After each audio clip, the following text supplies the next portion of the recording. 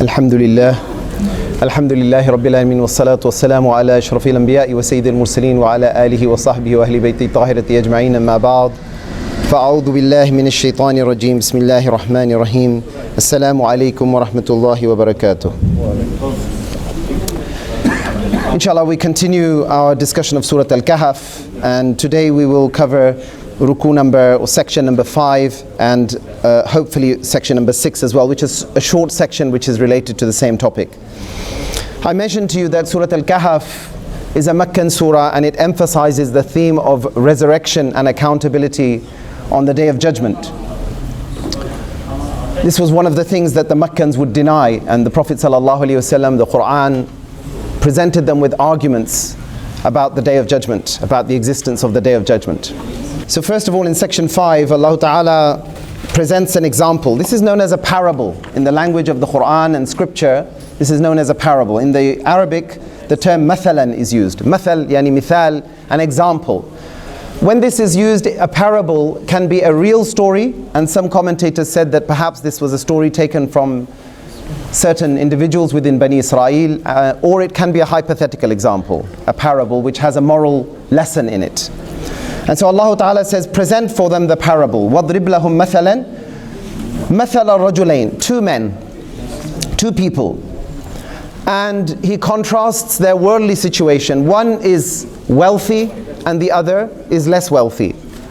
And Allah Ta'ala explains to us and presents to us a discussion which took place between the two of them. Many times we see this technique used in the Quran. Allah Ta'ala takes an actual or a hypothetical conversation and He presents it, and in the course of the dialogue we are presented with a lesson which Allah Ta'ala wants us to learn. It is presented in the form of a dialogue from which we are to learn. He said, وَضْرِبْ لَهُمْ مَثَلَ الرَّجُلَيْنِ جَعَلْنَا لِأَحَدِهِمَا جَنَّتَيْنِ مِنْ أَعْنَابٍ وَحَفَفْنَاهُمَا بِنَخْلٍ وَجَعَلْنَا بَيْنَهُمَا زَرْعًا. He said, one of these two, أَحَدِهِمَا, he had been given, Allah Ta'ala said He gave him jannatain, two gardens. This is the dual form. He had given him two gardens, min a'nab, of grapevines. So meaning that these gardens produced grapevines, he had fruit from them. This is an indication of abundance and wealth, nutrition, rizq. وَحَفَفْنَا بِنَخْلٍ, they were bordered by date trees. So not only did he have the grapevines, but surrounding this, often fields are delineated by hedges or trees. Surrounding this he had also date palms, nakhl. So then he had the growth of the dates as well as the growth of the grapes. وَجَعَلْنَا بَيْنَهُمَا زَرْعًا, and between the two of them he also had crops, arable crops which would grow as well, wheat, etc., grain. So he has all different types of agricultural products which are in his ownership. كِلْتَا الْجَنَّتَيْنِ آتَتْ أُكُلَهَا وَلَمْ تَظْلِمْ مِنْهُ شَيْئًا. Allah Ta'ala, وَتْفَجَّرْنَا خِلَالَهُمَا نَهَرًا. Allah Ta'ala said, these gardens brought forth their fruits and did not fail in their crops. So they were continuous. Continuous produce would come from all these different sources. Abundant growth, which was continuous. وَفَجَّرْنَا خِلَالَهُمَا نَهْرًا. Allah Ta'ala says that we also caused streams to flow in their midst. Now we know that water is the source of food and richness of the land. So Allah Ta'ala said that the land was also irrigated by naturally flowing streams. So He did not have the trouble of finding water to put there. Allah Ta'ala had provided streams that would flow between His lands and provide natural irrigation. For this reason, His crops were always abundant. Now when Allah Ta'ala blesses people with this kind of abundance, there are two ways in which they can react. And the surah contrasts the two ways that the humans react. Some of them are grateful, and some of them become complacent and forget Allah Ta'ala. So here Allah Ta'ala says that these two individuals, this person and his neighbor, were having a discussion.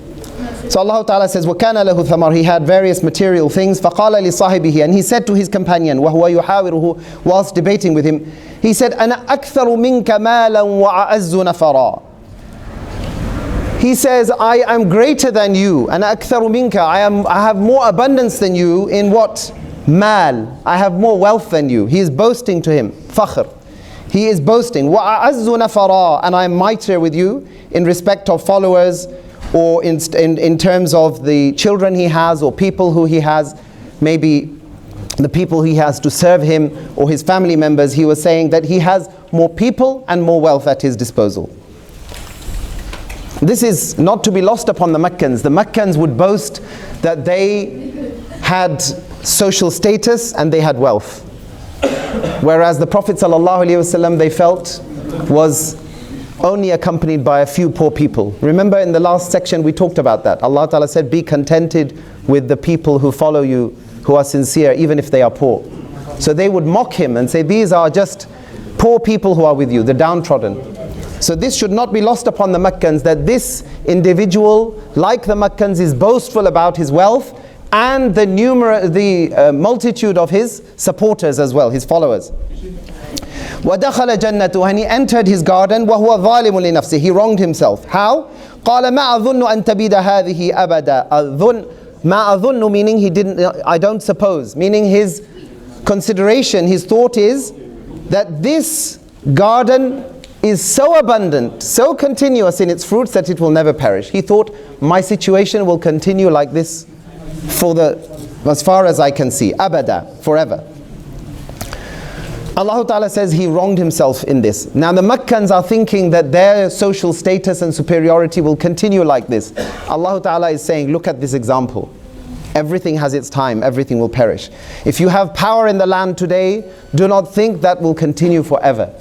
Everything, كُلُّ مَنْ عَلَيْهَا فَانٍ, everything upon the earth will perish. وَيَبْقَى وَجْهُ رَبِّكَ ذُو الْجَلَالِ وَالْإِكْرَامِ. All that will remain is the manifestation of your Lord, most majestic and noble.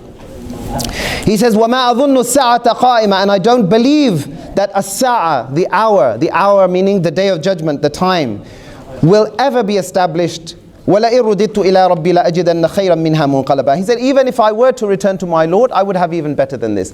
He assumes that because he is entitled in this world, if there is a hereafter, he would be entitled in the next. This was an argument that people who fall into good times here, they think, if we have been blessed like this here, we will be blessed even more there. We are entitled to always be superior. But Allah Ta'ala says, this life is transient and temporary. Those who dominate and oppress here, they will have their recompense in the hereafter, but they will not have the same entitlement there. They will have justice there. قَالَ لَهُ صَاحِبُهُ وَهُوَ يُحَاوِرُهُ. Now, his companion now admonishes him. His companion is advising him. وَهُوَ يُحَاوِرُهُ أَكَفَرْتَ, do you deny, are you ungrateful, بِالَّذِي خَلَقَكَ, to the one who created you, مِن تُرَابٍ, from the earth, ثُمَّ مِن نُطْفَةٍ, then from a drop of sperm, ثُمَّ سَوَّاكَ رَجُلًا, then he fashioned you into a man. When Allah Ta'ala created man, he fashioned him from soil. The form of Adam alayhi salam was fashioned from soil. Then Allah Ta'ala blew his spirit into Adam alayhi salam and he came to life. And normal birth, when it takes place, it originates with the sperm and the fertilization of the egg by the sperm. So here Allah Ta'ala presented the two things, that man was created from soil and an individual is created from sperm. خَلَقَكَ مِن تُرَابٍ ثُمَّ مِن نُطْفَةٍ, first from soil and then from a sperm drop. ثُمَّ سَوَّاكَ رَجُلًا, meaning from soil and from a drop, he fashioned you into a human form. It's not a natural occurrence. There is one who has caused all these reactions to occur, so that an element such as soil and water has been fashioned until it became a human being with senses and the ability to see, understand, communicate and act upon the earth. Is that natural? Does it happen by itself? Is this a freak accident of nature? This is your Lord. الَّذِي خَلَقَكَ مِن تُرَابٍ ثُمَّ مِن نُطْفَةٍ ثُمَّ سَوَّاكَ رَجُلًا, he fashioned you into a human form. You are not entitled. Someone gave you all of this. لَكِنَّهُ هُوَ اللَّهُ رَبِّي, he said, no, he is my Lord. لَكِنَّهُ هُوَ اللَّهُ, he is Allah. Rabbi, my Lord, my sustaining Lord. وَلَا أُشْرِكُ بِرَبِّي أَحَدًا, and I never associate anyone with my Lord. This is his neighbor, his partner, admonishing him. Now he says, وَلَوْلَا, and if only. Low is a hypothetical if in Arabic. There are other words such as in, which mean if. Law means if, but it is hypothetical. He says, if only, how much better it would have been if only you had done something else. وَلَوْ لَا إِذْ دَخَلْتَ جَنَّتَكَ, when you had entered your garden, قُلْتَ, you had said, مَا شَاءَ اللَّهِ. If you had, rather than looking at this material wealth, considering yourself entitled and denying the day of judgment and boasting and being arrogant, you had said, مَا شَاءَ اللَّهِ, that all of this is by the will of Allah. La quwwata illa billah. There is no power except by the permission of Allah Ta'ala. All of this wealth, all of these followers, all of this is the grant of the divine providence of Allah Ta'ala. All of this is the gift of my Lord. In tarani ana aqalla minka malan wa walada. Even if you see me, if you are to look down on me as having less wealth and less children, but he says all of this is the gift of your Lord. You should have been grateful for it. And this is why you see when people produce calligraphy in the shops for you to put up in your houses, many times they have the inscription MashaAllah from this verse of the Quran. So this is why they put in the inscriptions in the shops for things to put in the house, MashaAllah, so that you can write this, you can place this in your houses. And as soon as you enter into the buildings, into your homes, rather than admiring the beauty of all the possessions Allah Ta'ala has given you, before you look at your house, before you look at your family, the first thing you do, rather than boasting about your wealth or being complacent about your families and their health and your wealth, first thing you say is MashaAllah. That all of this is the gift of Allah Ta'ala. Whatever you have upon this earth, do not walk exultingly in the land.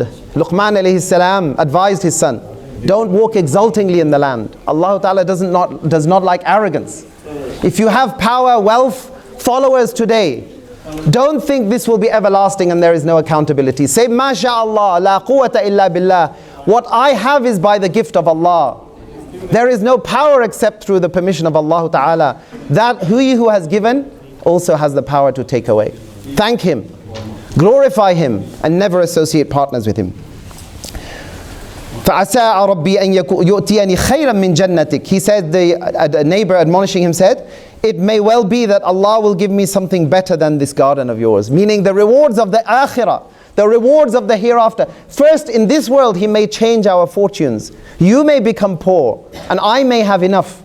But then in the next world, maybe I will be in a higher level and you will be in a lower level. وَيُرْسِلَ عَلَيْهَا حُسْبَانًا مِنَ السَّمَاءِ فَتُصْبِحَ سَعِيدًا زَلَقًا.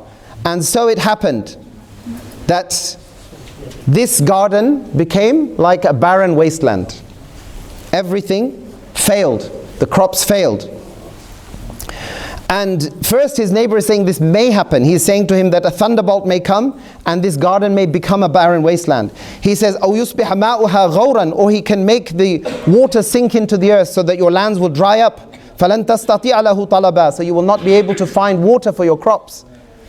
وَأُحِيطَ بِثَمَرِهِ فَأَصْبَحَ يُقَلِّبُ كَفَّيْهِ عَلَى مَا أَنفَقَ فِيهَا. Now Allah Ta'ala says that this is exactly what happened. The fruits of his garden were destroyed.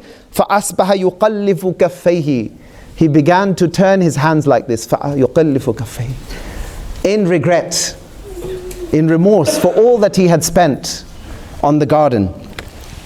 عَلَى مَا أَنفَقَ فِيهَا. That he had invested everything in this repository of wealth, and all of this has gone. Everything he worked for has gone. وَهِيَ خَاوِيَةٌ عَلَىٰ عُرُوشِهَا وَيَقُولُ. Then he said, and this is an important Arabic term which is used many times in the Quran. It says, Ya laytani. Ya laytani is something which we call remorse or regret. It's an indicator of remorse and regret. Through words like this, Allah Ta'ala conveys the emotions of people in the Quran.